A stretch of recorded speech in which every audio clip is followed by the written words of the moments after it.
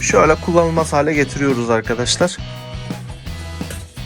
Tamir olayını bitirebilirdik ama kimisine lazım olmayan şu basit, bunu çöpten aldık.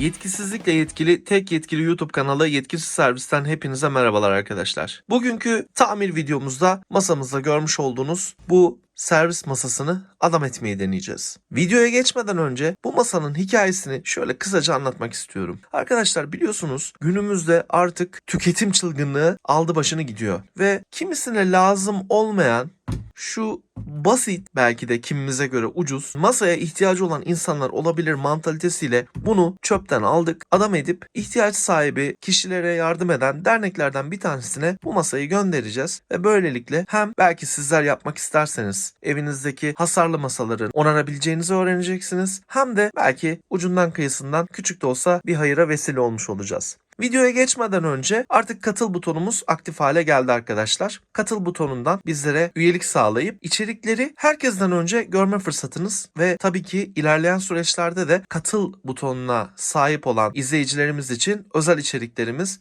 kanalımızda yer alacaktır. Şimdiden bunun duyurusunu yapalım. Videoya abone olmayı, yorum yazmayı, like atmayı unutmayın. Etrafınızda bu şekilde çöpe atılan, geri dönüştürülebilecek derecede malzemeler varsa da aşağıya, şu aşağı kısma adresimizi bıraktım. Oradan bize göndererek bunları içerik olarak değerlendirmemizi hem de ihtiyaç sahiplerine ulaştırmamıza vesile olabilirsiniz. Lafı çok fazla uzatmıyoruz ve ne yapıyoruz? Artık videoya geçiyoruz.